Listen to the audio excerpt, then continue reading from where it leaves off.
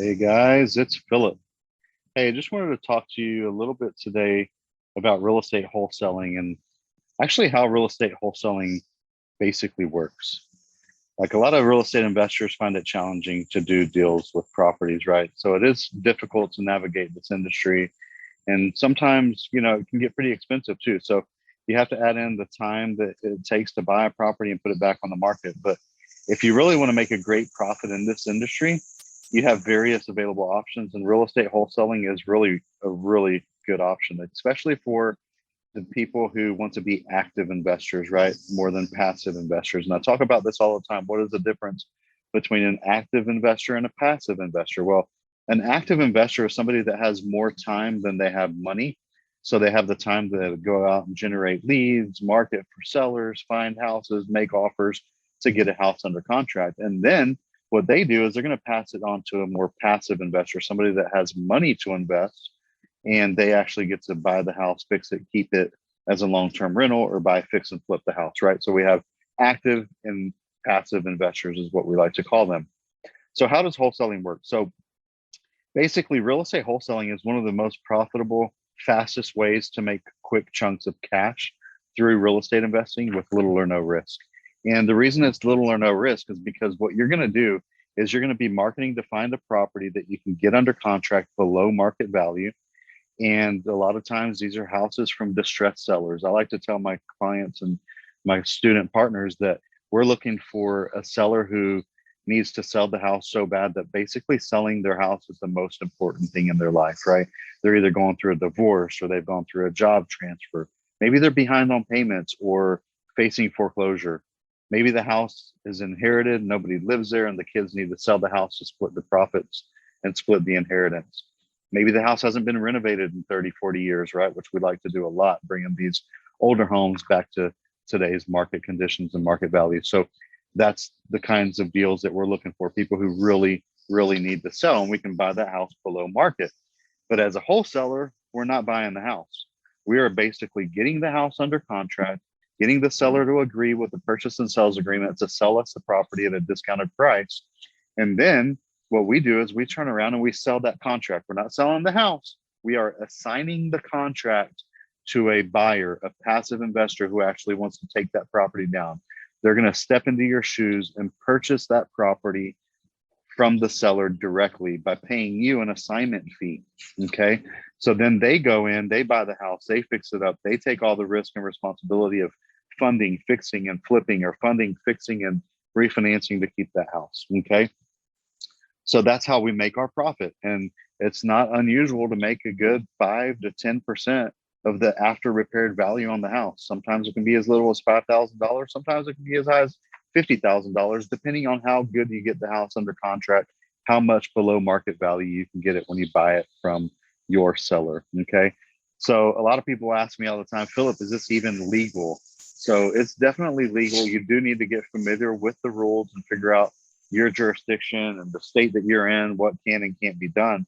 But it's definitely something that is legal.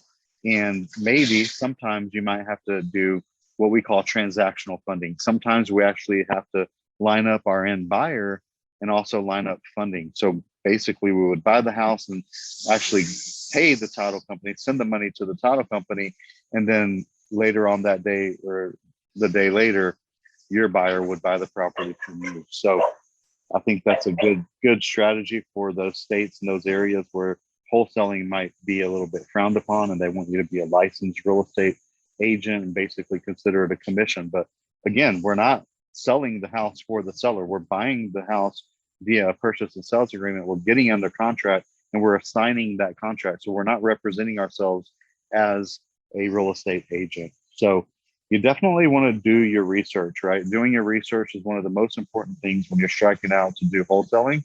It's to be aware of the market that you're choosing as well. Don't think that just because you got a house under contract and got it below market that you're going to have an end buyer for you, right? So we don't want to tie up a house for 30 days with a seller if we don't know that we can sell that property. So we need to make sure that we've got a buyer's list of people that are eager and hungry and ready to purchase these houses from you in areas where they want houses. So you can do this by searching the area that you're interested in and seeing if you can find all the cash sales, for example, within the past 30 days to find those cash buyers, and then reach out to those cash buyers and find out exactly what they're looking for.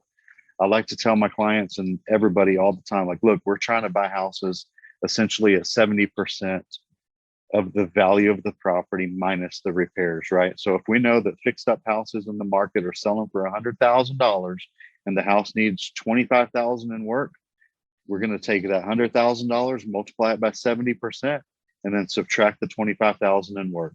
So our maximum allowable offer is going to be $45,000, right? So that's where we want to buy these properties at.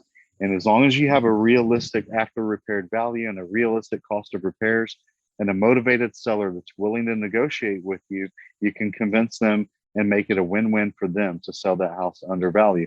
And if you get it really close to that, then you might be able to go search for a buyer within that 30 days. But you're going to do a lot better if you do your research up front and line up buyers that are ready to purchase the property from you when you do find those coveted deals at the 70% minus repairs. So also want you to think about and consider investing time and effort into real estate wholesaling. A lot of people act like, hey, this is an easy thing, like anybody can do it, but it's tough. It's a challenging thing, right? Don't let all these gurus out there tell you that it's easy, because if it was easy, everybody would be doing it. But I believe that everybody that has the desire, has the will, and has a big enough reason why can sustain anyhow. And the hows of wholesaling is work. You need to network with other investors. You need to network with other people. You need to constantly be marketing and sending letters and putting out signs and doing everything you can to get people sending you leads of motivated sellers. And it might take 100 offers before you get one to say yes, right? So some people will look at that as discouragement. Oh, this stuff doesn't work. Or they look at that as a challenge, and they look at every no as one step closer to that yes. Every no gets you one step closer to a seller saying, yes, I'll sell you my house. And with every no, you do get some experience. And as a wholesaler, you get so much more experience, because in a year, you might be able to wholesale multiple houses, where an investor that's buying, fixing, and selling, or buying, fixing, and holding as a rental, as a passive investor, they might only do a deal or two or three a year. But as a wholesaler, you could essentially, if you can stick to it and do the work, you could essentially be wholesaling multiple houses per month, right? So you'll get the experience over the course of a year of doing multiple deals and being involved in multiple transactions, and really learning the skill set that it takes to buy houses, get houses under contract, negotiate houses, and also get them sold quickly.